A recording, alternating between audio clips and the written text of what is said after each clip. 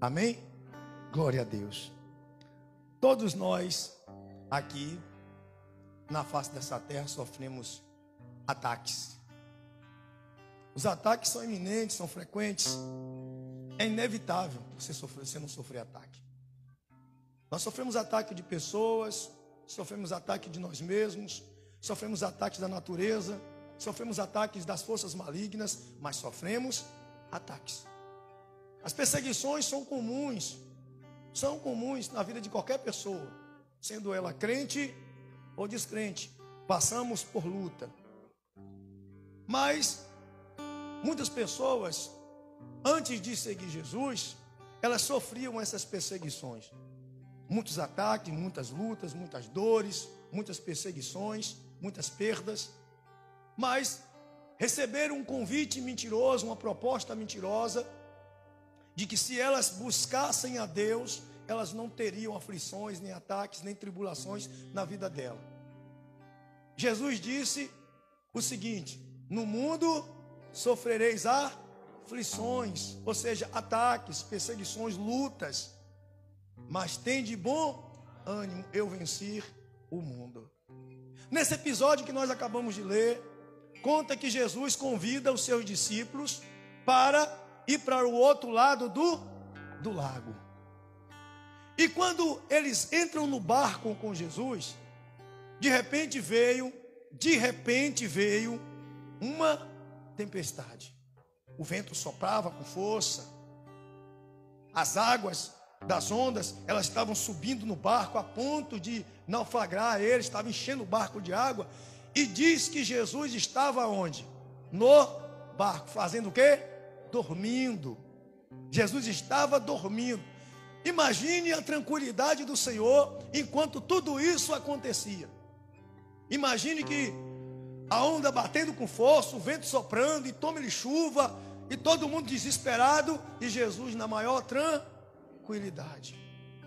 E os discípulos olham para um lado, olham para o outro, e tiveram medo, tiveram pavor do que iria acontecer. Pensaram logo: vamos morrer, vamos perder a nossa vida,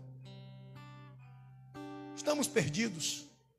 E eles vão lá e acordam Jesus e diz: mestre, acorde, você não está vendo? O barco vai afundar, vamos morrer. O senhor não está se importando com isso? Ou em outras palavras, o senhor não está vendo o que está acontecendo? O senhor não está vendo? Nós vamos todos morrer. Mas eles esqueceram no momento quem estava no barco? Jesus. Então, inclusive, Jesus também iria morrer na concepção deles. No entendimento deles, ele diz: nós iremos morrer. O senhor não se importa com que nós venhamos naufragar e morrer? Ou seja, naquele momento, eles chamaram Jesus de suicida. Ou seja, o Senhor nos chamou para atravessar o lago para morrer afogado. O Senhor nos chamou para atravessar para o outro lado, para quê? Para matar a gente aqui. Em Êxodo 14, conta também que Moisés, amando de Deus, vai até o Egito para salvar o povo da mão de Faraó. E Deus manda lá 10 pragas, Faraó cede e liberta o povo. E na caminhada, Deus novamente endurece o coração de Faraó e faz com que Faraó faça o quê?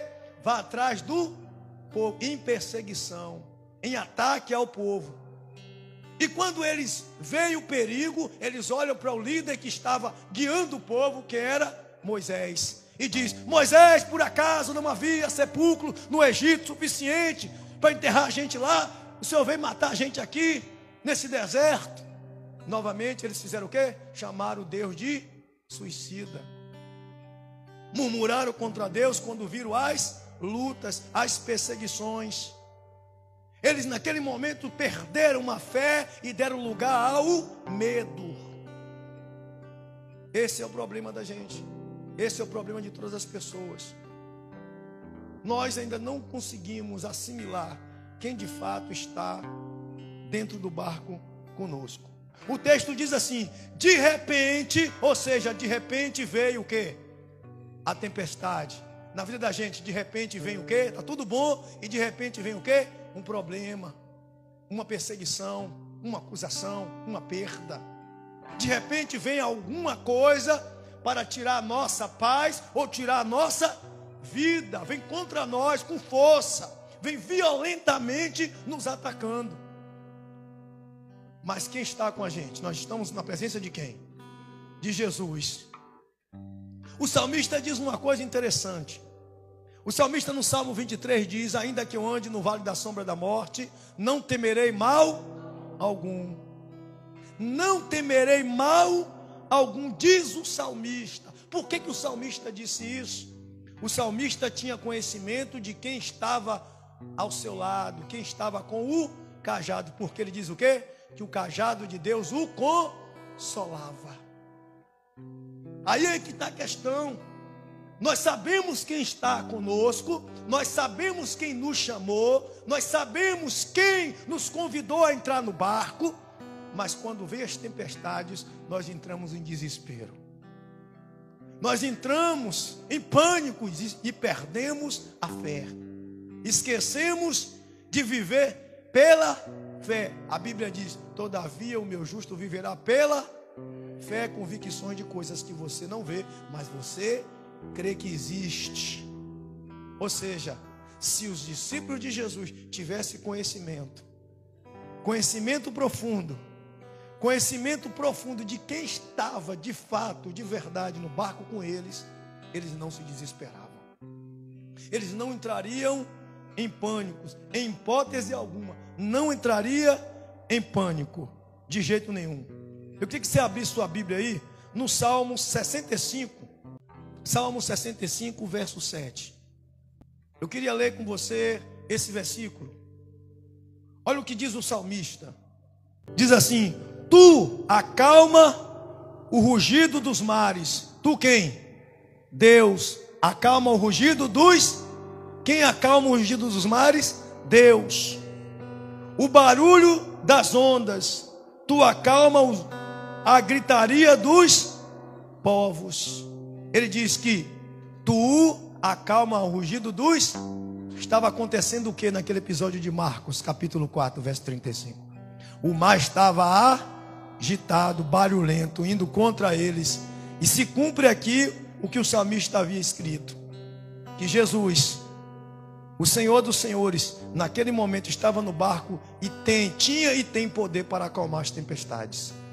O mar obedece, os ventos obedecem, mas só quem crê em Jesus de fato, de verdade, não se desespera quando acontecem os problemas, porque sabe que Ele está no barco e Ele é capaz de sustentar. As pessoas tiraram aquela ideia que se elas estiverem na igreja, se elas estiverem buscando a Jesus, se elas estiverem no barco com Jesus, não terão luta nenhuma, não terão batalha nenhuma a enfrentar. Se enganam eles. Jesus não prometeu que se a pessoa buscasse a Ele, não ia haver perseguições, não ia haver lutas, ataques. Mas Ele prometeu uma coisa: Ele prometeu que nós sairíamos vitoriosos, venceria o mundo. Tem de bom ânimo. É o que faltava naqueles discípulos. Faltava bom ânimo, porque esqueceram de quem estava no barco. Buscaram Jesus para murmurar e não para pedir socorro. Disseram: o Senhor não se importa com o que está acontecendo? Você não está vendo não? Qual seria a atitude deles ali? Senhor, nos ajuda a acalmar a tempestade. Nós sabemos que o Senhor tem poder sobre ela. Mas naquele momento eles vieram o quê? Acusar Jesus de negligente, de não estar nem aí para o problema deles. E muitas das pessoas, elas são reprovadas por Deus, porque no dia que vem os ataques, ao invés de ela clamar a Deus por socorro, ela murmura. Ela começa a dizer para Deus: o Senhor não está vendo o que eu estou passando não? O Senhor não está vendo o que está acontecendo comigo não?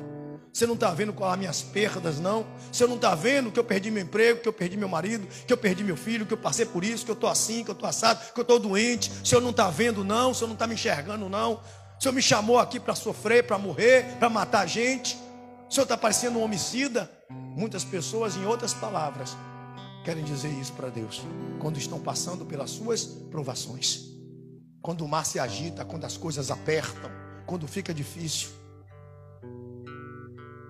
Tem uma canção que eu gosto do Inário que diz: mas quando chegam as provações, eu logo quero agir, e a voz de Deus assim eu deixo te ouvir.